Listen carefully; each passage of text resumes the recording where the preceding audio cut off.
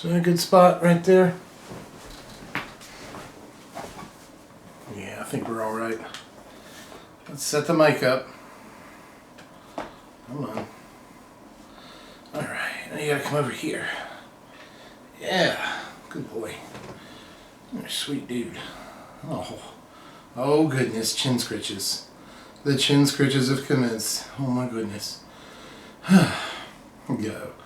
What's up, my wizards? It's Dev from Mtg, and today we got the greenest screen you ever seen for as low as you've ever seen. Probably. I just rhymed scene with scene. What's happening to me? But anyway, the point stands. Today we're going to get back to our super budget roots and do something we haven't done in a really long time. Here's a 0 rare deck. Complete goose egg. No rare, no geese in this deck whatsoever, but it is green. You get a green deck with no gilded geese. That's something. But what we do have is a bunch of different sweet devotion cards right now that we don't have to go very high up in the rarities to play. So today, let's talk about a deck you can get for less than $10, less than $10. This is a great intro. I think I'm gonna keep this one, Ziggy.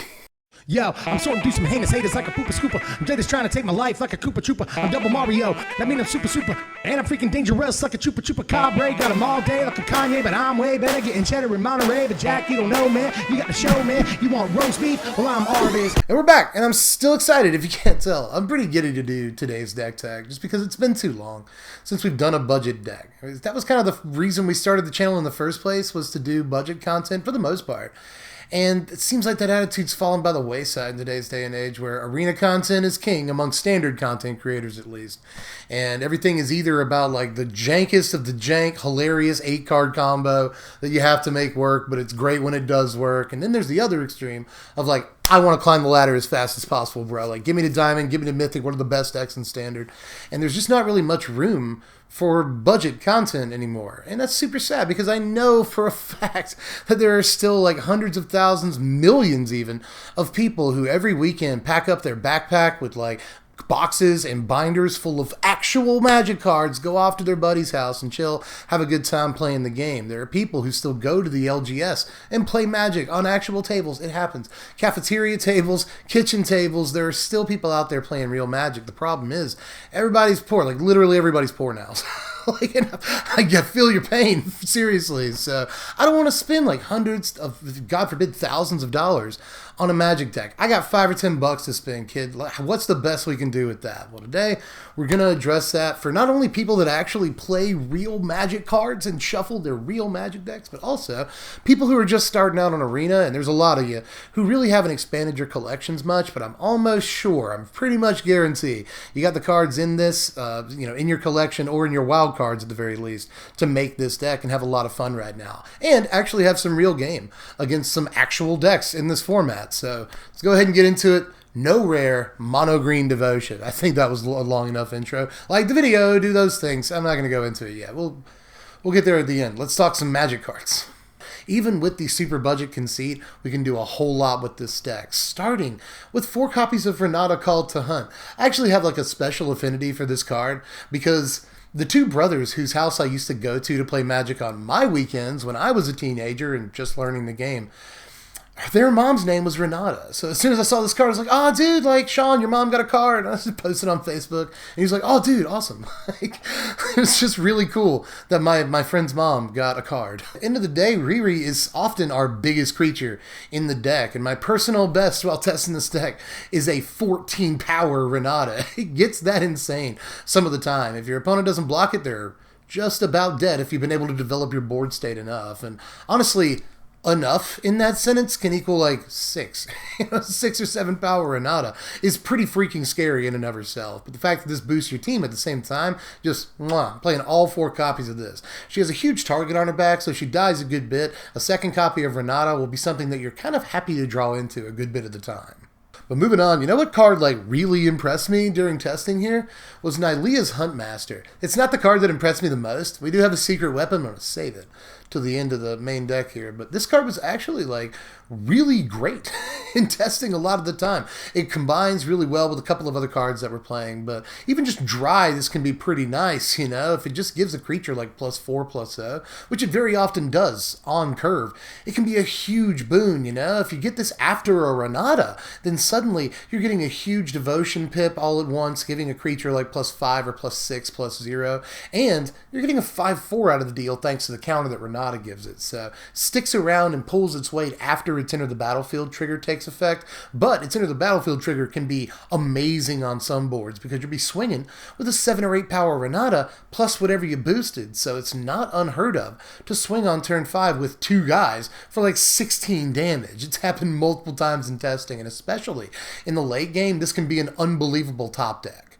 But let's move on to the most obvious card in the deck, because you know we're playing 4 copies of Cetessan Petitioner. Probably like the best reason to play a green devotion deck, period. Like even if we could play Nylea, I would still be most excited about playing Petitioner, especially in a meta full of mono red decks, which we are currently in. Especially, I imagine a lot of F&Ms right now are flooded with mono red decks because they're really cheap to build and they're really effective. Well, this card gives us amazing game against mono red, and we actually already do pretty decent just in our philosophy against mono red. You know, mid-range decks that play a lot of above curve creatures tend to do well against mono red in pretty much any environment, and this one's no different. Our deck is already pretty stacked against the mono red matchup, but this really pushes us into the stratosphere.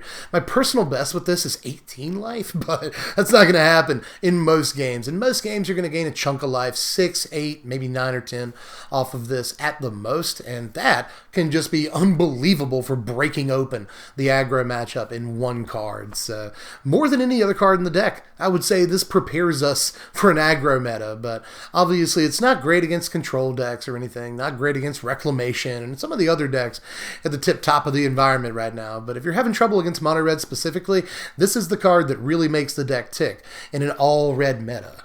Now, those are all the devotion payoffs in the deck, but now we got to talk about all the creatures that make those devotion payoffs work, and we're pretty much only playing creatures from here on out.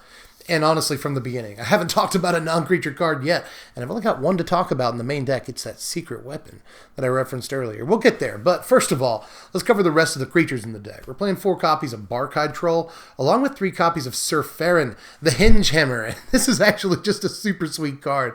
You know, Sir Farron is amazing with Nylea's Huntmaster. I want to bring that card up again real quick, and I'll probably bring it up again before the video's over, but especially with Huntmaster, Sir Farron is ridiculous because you use Huntmaster to give Sir Farron like +6/+0, and then when you swing for 8 with Sir Farron, you give another creature +8.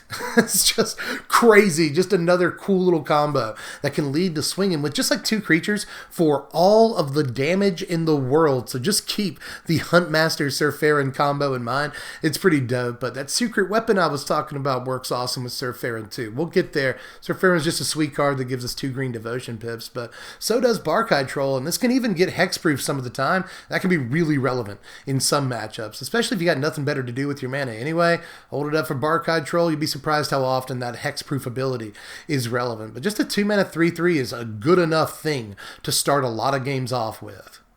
But speaking of overstated things, in the 2 and 3 drop slots respectively, we're playing 4 copies of Kraul Harpooner and 4 copies of Thrashing Brontodon. Harpooner can take a creature out every now and again, but mostly I just wanted an overstated body at this rarity. And there are a couple of different options here, but I like Harpooner the most just because it can occasionally take a creature down, and having a removal spell in the deck is paramount. But so is just having a big 3-power body for 2 mana. I kind of want to pack as many of those as we can into the deck so that we can attack as effectively as possible in the early game, and hey, trade with as many things as we possibly can too if we're in a defensive position. So Kraul Harpooner is just a sweet card, period, but Thrashing Brontodon is so freaking good in this meta right now, it's crazy. Just 2 green pips for devotion is good enough, plus 3/4 body for just 3 mana. All that's dope, but in this meta it can take out Ember Cleaves, very important because it's one of the only ways that the mono red deck can go like above what we're trying to do and really start ruining our day. day. Embercleave is such a broken card, and it's good in the matchup against us. Sometimes it's very, very much worth, getting rid of your Brontodon to take out that Embercleave so they don't break through against you. There's also Fires of Invention, obviously. Doom Foretold, sometimes it'll take out an Elspeth Conqueror's Death before it'll reanimate something. There's just so many uses for thrashing Brontodon in this format, but the body's stout enough, why don't we play it regardless? And as far as the 1-drops, we got 4 copies of Wildwood Tracker and 1 copy of Flaxen Intruder. Sometimes these will step on each other's toes, right? Because Flaxen Intruder's a human. If you play it on turn 2, suddenly Tracker can't swing for 2, but it's not that big of a deal. We have more than enough non-human creatures for Tracker to pop off as in effectively a 1-mana 2/2 when we want to attack with it. So that's just good enough stats for me one way or the other. This is a pretty sweet stompy creature, Tracker is, and I'm surprised that we don't see it in more stompy lists, but that's probably because we have Pelt Collector, which is the better card. If you have it, play it, very likely. But I kind of like Tracker for what we're using it as here, which is effectively a Savannah Lions or some other 1-mana 2-power creature. And it does pretty well in that role, as long as we get to be the aggressor. Flaxen Intruder, pretty sweet for doing all the same things we occasionally need Thrashing Brontodon to do in certain matches. And this can even, in the very late game, if you rip it off the top of your deck, just be 3 creatures, which is kind of good too, depending on the matchup. So Flaxen Intruder is just flexible enough to warrant 1 copy. But here I am again, and it's time to talk about that super special secret weapon I was talking about at the beginning of the video. What could it possibly be? Well, here's the thing. I'm going to level with you.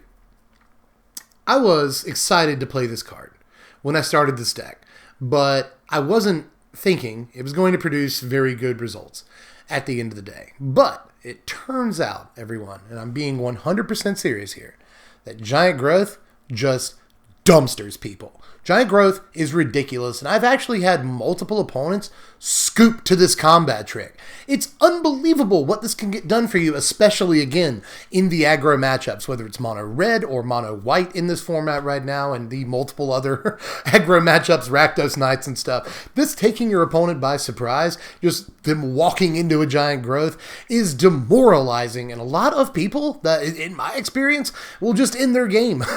At that moment, nobody likes when they lose their creature to a Giant Growth, especially when they lose their big dude to a little guy. But this also gets in a bunch of damage. Again, even with small creatures, if they let 1 creature through on attacks, sometimes Giant Growth can just lead to an extra bolt's worth of damage effectively, and that, it turns out at the end of the day, is a lot of damage in a lot of matchups. Giant Growth has just been unbelievable in so many different applications, and I've been playing the card since 1995, and I've just kind of forgotten how good Giant Growth can be. Even against red removal, your opponent tries to shock one of your creatures. There have been a lot of situations where your opponent will try to, 2-for-1 themselves, double shock one of your creatures. In those situations, Giant Growth is an unbelievable card. Giant Growth is so freaking good, so freaking often, that it ended up being a 4 of in the deck. It combos really well with Surferin the Hinge Hammer. Go ahead and Giant Growth Surferin, swing in with it, and suddenly you're giving a creature this huge bonus. It's just still a really good card, and I don't know why we have Magic players have lost sight of it, but this card has just thrown more people in the dumpster than just about any card that I've played in just any deck this season. 1 green mana for +3/+3 doesn't seem like a whole lot, but this card is super versatile to this day, and it just does so much. So there's my impassioned pitch for Giant Growth. Giant Growth 2020. The card is still good. Just play with it. The card is really good. Anyway, let's move on to the lands. It's 24 forests. That's it. There's no gingerbread cabins or anything because that mucks things up some of the time. It's tapped land because I didn't have a 4th forest or a 3rd forest. The tap land on turn 3 and now I can't play. It's a Tessin Petitioner and I'm dead. Things happen, right? So I'm just going easy here. 24 forests is all you need. But here's your sideboard right here. We can keep it really cheap in the board and still get access to a bunch of awesome cards. Chainweb Arachnir, such a sweet card. It's actually a decent candidate for the main deck over a card like Wildwood Tracker. But Wildwood Tracker is technically the faster card that hits harder in the early game, and that's kind of what we're trying to do best here. So I went with it in the main deck, but Arachnir is really, really good in a lot of matchups. The Blue-White Flyers deck is becoming more and more popular as the season goes on, at least on Arena. So that's a pretty sweet little budget deck there too, but this can just be be really crazy against it, and any number of other flyers in the format, like Brazen Borrower, for instance. And when it comes back in, it can sometimes kill a Fae of Wishes if your opponent's tapped down and can't return it to their hand. So there's a lot of stuff this can kill if you escape it out of your graveyard, but the best part is that when you escape it, it's actually like one of the biggest creatures in the deck. It plays pretty well against sweepers and stuff, control decks and fires decks that carry a lot of sweepers. This can come back like way bigger than it started and just lead to a heap of problems for your opponent. Sure, you got rid of 3 of my guys when you shattered the sky, but now I got a 4/5. I wasn't using the creatures in my graveyard anyway, so thanks for the escape fodder. Just Chainwave Arachnir has been really impressive in a few different spots, so I really like the card. But moving on, there's more obvious stuff like Mystic Repeal in here. Just a really sweet card against the high variety of enchantments in the format. Same thing with Return to Nature, but Return to Nature isn't just good against enchantments. Remember that sometimes you want to bring this in that mono red matchup because that is how good Embercleave is. You don't bring in all 3 copies, but very often I'll bring in 1 copy to go with the Thrashing Brontodons in the main deck to make sure that we have more ways to kill their Embercleaves than they have Embercleaves. It's very important to be able to take that card out. Aside from that, Destiny Spinner to deal with decks that want to counter your spells. It's pretty well statted, decent little mana sink to keep attacking in the late game. There's cool stuff about the card, but mostly they can't counter our stuff while it's out. But the weirdest card in the deck is Entrancing Liar. This does a couple of things, the most important of which is take out Dream Trawler. It does that because if you just target Dream Trawler with Entrancing Liar, they have to tap it before they attack, so they can't attack with it if you try to target it. You can do that every turn, but if they ever let you tap down Dream Trawler with Entrancing Liar, just keep it tapped down for the rest of the game, son. It's just actually a pretty sweet card in that matchup. There's really no other card in green, at least, that can take care of Dream Trawlers. So I kind of like Liar for that reason, but this also taps down Phoenix of Ash forever, which is the other card in mono red that can really give us fits. So, and again, there's just no way to keep that card from hitting the table over and over. Just green does not have the removal to take that card out forever. So Entrancing Liar it is, and those are 2 of the most popular decks in the format. So having a little bit of game against both of them is fine by me. And here are them power rankings right here. Final score of 58, which is really good. It's really good. This deck is less than $10, a little bit more than $5, unless you don't purchase the sideboard. I think the main deck is right at $5, but do get the sideboard. There's actually some key cards in the board. I'm telling you, Entrancing Liar is more real than you think in a couple of matchups, but we'll talk more about Entrancing Liar in another deck coming up. Yeah, I'm not going full Entrancing Liar on you. I'm telling you, the card has actually been decent. Chainwave Arachnir is good. I'll tell you, the sideboard for this deck is good. But either way, just the main deck is like $5, and a 58 for a deck that's $5 is really, really good. It's a decent power to weight ratio, So not bad at all. We're not like super versatile, obviously. We're really not. But we do have Setessan Pioneer for some life gain in the late game that gives us a little bit of resiliency. So I like that about it. There's also a fair amount of offense in the deck, what with all of our relatively overstated creatures, even with the common and uncommon, the artisan or peasant, whichever term you prefer, that conceit. We still have some pretty overstated creatures at nearly every slot on the curve, so we're pretty powerful in terms of offense. We don't really have any defense to speak of other than our big creatures. That's about it, but we are really, really consistent. We play a bunch of 4-ofs, and the mana will just about never, ever be a problem. So the deck has a lot of good things going for it, but of course it's got some things keeping it down, one of which is the budget. Again, there's many, many upgrades to this deck, many of which don't actually cost that much money.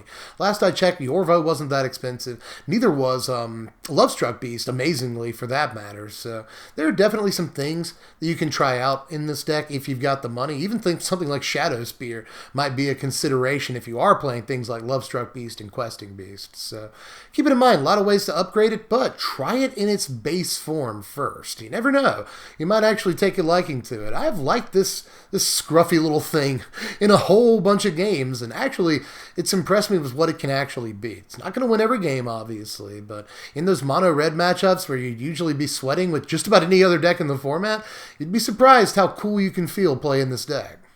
I think that's pretty much it for this one. So if you are interested in trying this thing out, make sure you click the link in the description to check out the deck list on TCG Player. Cheapest place online. You're going to get the deck. Don't overpay for a $5 deck. There's no reason to pay $10 for a $5 deck. I will say, when you click on the link, they're probably going to be using the really expensive forests from Theros Beyond Death, so that's probably going to artificially inflate the price of the deck.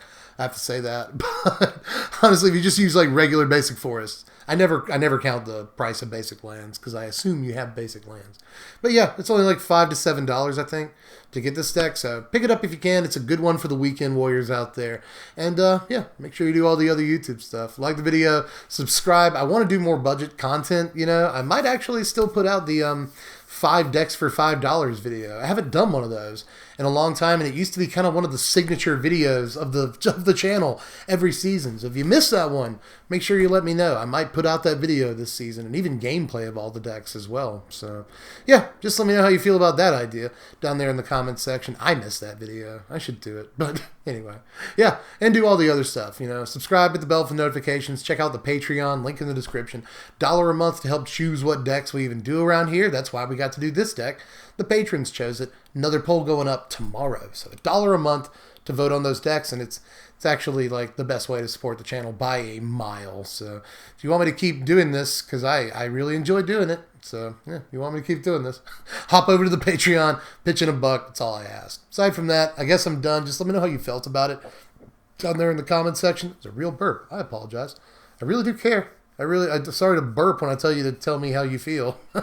Sorry. So go down there to the comments section. Let me know how you feel about this one. Any other commons or uncommons that you think should go in the deck. There's stuff like Warbriar Blessing. There's a lot of different cards that could go in here. End of the day, though, I just had a lot of fun playing the deck as is. But give me any ideas that you have down there in the comments section, and I'll catch you cats later. I'm Dev from the place. Thanks for watching, my wizards. Spread love and be kind.